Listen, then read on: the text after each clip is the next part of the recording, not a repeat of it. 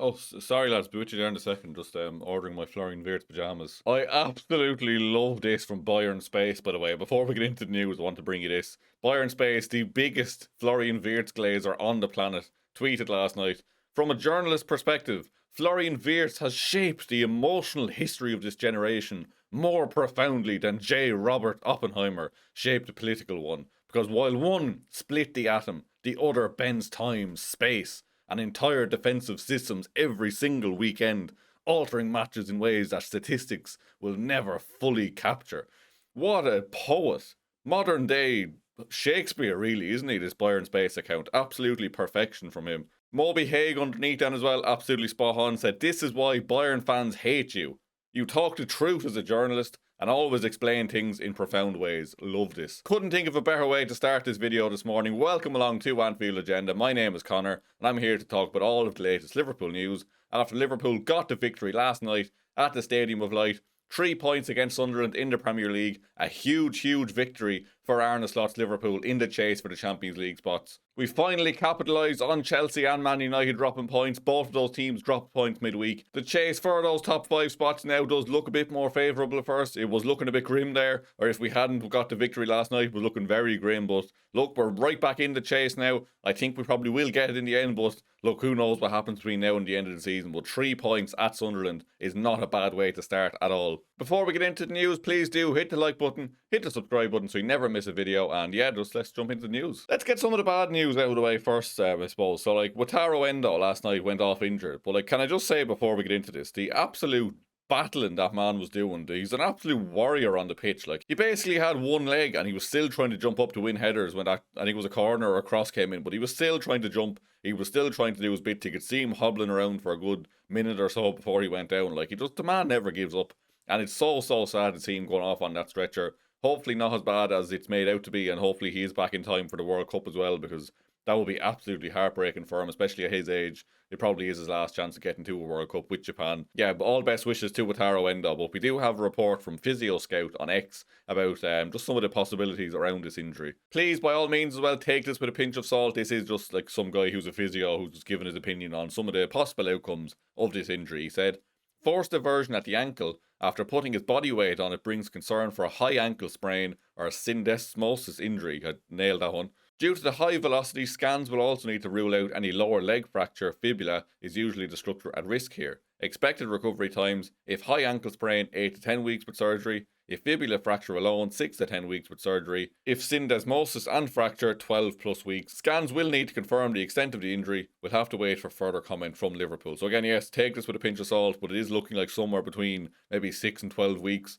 Hopefully, like I said, he is back in time for the World Cup, because that would be so sad if he missed out on it. But hopefully the injury isn't as bad as expected, and hopefully he's back on the pitch soon, because what a man. Just, I love the man. Let's get on to the good stuff then. I want to speak about Florian Wirtz first of all, and Steven Gerrard was speaking about him and his performance last night, and he said, "I would have loved to play with this kid." Could you imagine Gerrard and Florian Wirtz just kind of linking up on the pitch? Like, oh my days, like I can't even begin to think about how sexual that would get. I was sitting here this morning thinking as well, like, is Florian Wirtz the best technically gifted player I've seen at Liverpool Football Club? Because I think there's a big argument to be made that he could well be. Like, off the top of my head, there's like, let's say, Philippe Coutinho, Luis Suarez, Thiago Alcantara. I'd say Thiago probably still has to take top spot just for pure technical ability, but I think over the next couple of years, Florian Wirtz could take that top spot. But do let me know if you agree with that or not. Like, is he up there for you? Because I think just some of the stuff he does with the football is just absolutely magnificent. It's just a joy to watch him, really. Like, getting out of tight spaces. Even last night, I want to highlight his defensive contributions as well. There was a few times he kind of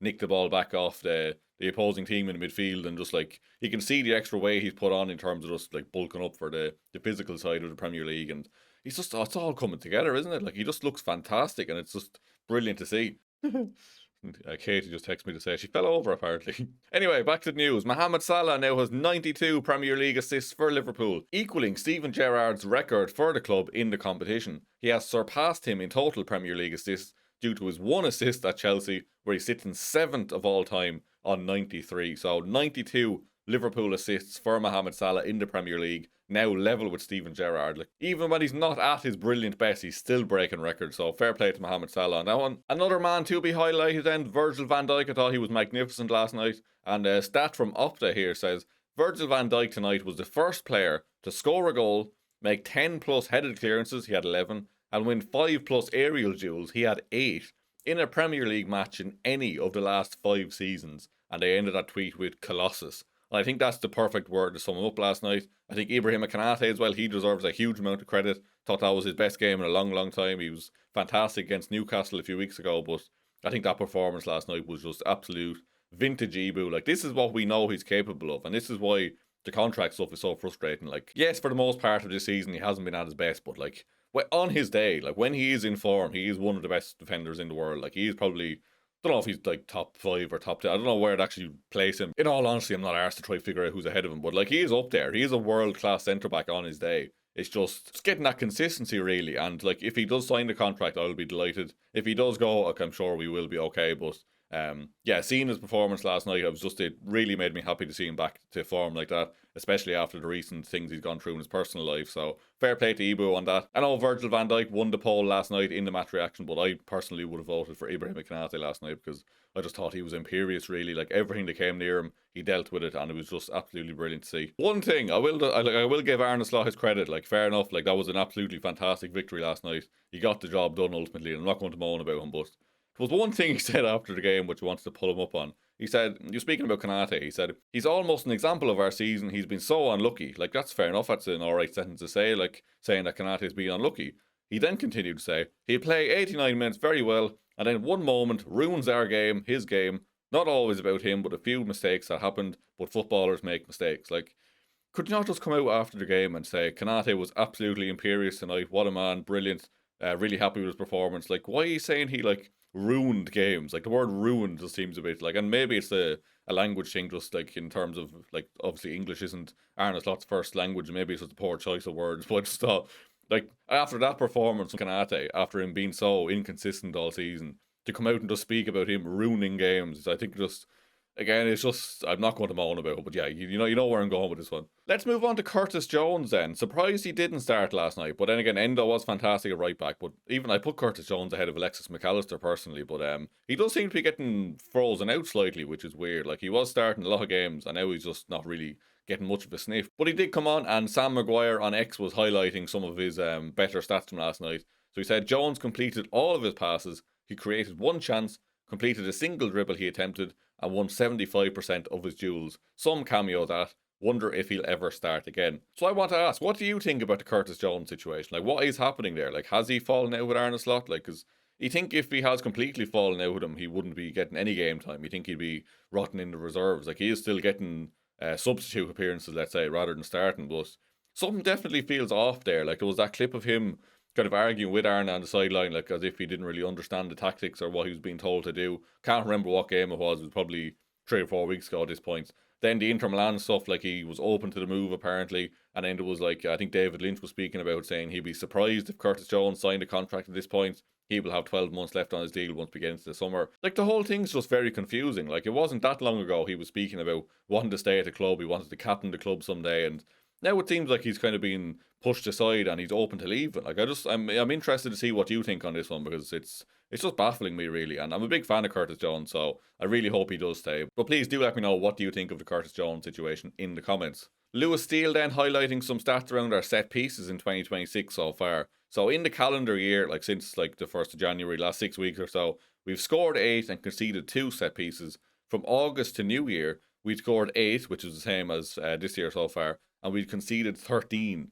That is a huge swing. That's a -7 to a +6 swing there. Like we were after conceding 7 more, and then we're after scoring 6 more. That is a huge swing. Can't say if that's fully down to Aaron Briggs losing his position at the club, but like, it's probably not a complete coincidence, is it? Like, and it is a huge reason as to why we're not losing games anymore. Like, fair enough, we're not running away with every game on 10-game winning streaks and all, shaving our heads and all, but we definitely have improved. We have to say that. Like, we definitely are not conceding as many from free kicks and set pieces, which is great, because it was a huge issue at the start of the season, and it does look like we seem to be getting some sort of a hold of that now, so that's good news on that one. Just want to quickly go through some of your comments then. So I did ask in the WhatsApp group, where's the thingies down this side? Here we go. Scan the QR code or use the link in the description. We're giving away a signed framed Jurgen Klopp shirt at the minute as well. That's in there, and we run polls and just like ask for your feedback basically on a lot of stuff in there. So please do join the WhatsApp group if you haven't. I'm going to read through some of your reactions from the game last night from the WhatsApp group. So the first one here is from Errol, who said, Great defence, but don't understand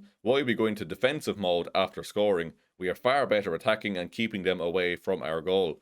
I've noticed this myself, to be fair. Yeah, we do seem to like go ahead and then almost sit back and invite a bit of pressure. And maybe that's a tactic. Like maybe we want to try draw them out a little bit and then counter and get a second goal and kill off the game. But I think especially last night, like Sunderland were being pegged back the entire game. We were really putting the pressure on and getting so many shots on goal and stuff. And I think we should have just kept with that. Like, fair enough, Sunderland are going to push a bit more as well towards the end when they need a goal, but I think we did kind of sit back slightly and invite them onto us, which always makes me nervous. But look, we got a clean sheet last night. That's the main thing. 3 points in the bag. But yes, I definitely agree with that. I don't really like that either. Next up then from Bobby said, very good to get past the Sunderland low block and defended with authority, keeping in mind the conditions and atmosphere. We need to keep this going if Aaron is going to stay. Great performance to build on. And yeah, like fair enough, like last night there was definitely points of the game that were like a bit dull or boring, but like again, 3 points, and in those conditions, I didn't realise how bad the weather was until I started seeing pictures of the pitch just before kickoff. Like it looked waterlogged in spots around the side of the pitch, so it was probably never going to be a fast, free-flowing game. But look, again, 3 points is 3 points, and a win is a win is a win, is that what they say? Next up then from Alan said, good defensive display with focus to the very end. Feel for Endo and hope that he heals soon. Should have scored more, but take the win for sure. Now for proper consistency instead of being consistently inconsistent. I think Alan has hit the absolute nail on the head there. Liverpool are being consistently inconsistent, and yeah, if we could get rid of that, if we could be consistently consistent, that would be great. Last comment then, this is from another Alan, a different Alan to the other one, said, good disciplined performance last night. It didn't need to be spectacular, it just needed a result, especially with the conditions and especially with our top 4 rivals dropping points. We're better than both, and that is being honest. I would agree with Alan on that one. Like Liverpool, on paper, certainly are a better team than Chelsea and Manchester United at the minute. It's just football isn't played on paper, unfortunately. We do still have to go out and get 3 points every week. But last night was a good step in the right direction. I think we will get there ultimately. I think like Man United are on a bit of a hot streak at the minute, and I'd imagine they will probably fall off a little bit. If I had to put money on it, I'd say we get 4th, Villa stay 3rd, and Chelsea get 5th. And then United maybe come 6th or 7th. But I'd probably back Liam Senior's Chelsea Army to finish ahead of Man United. And I think we're just too good, lads. We're too good on paper to not finish at least above them 2 teams. Like, and I know like we have our problems and all, but like, just does that make any sense? Like, I just like this is a better team than those other 2 teams. Like, again, football isn't played on paper, but we should be finishing above those 2. So my money will be on we finish 4th and Chelsea in 5th. That's all from me this morning anyway. If you have enjoyed the video, please do hit the like button, hit the subscribe button if you're new. Craig will also have a news video out around 4 or half 4. Keep an eye out for that one, and we'll be live this evening from 8:45 as always. Thank you very much for watching, and I will see you very soon.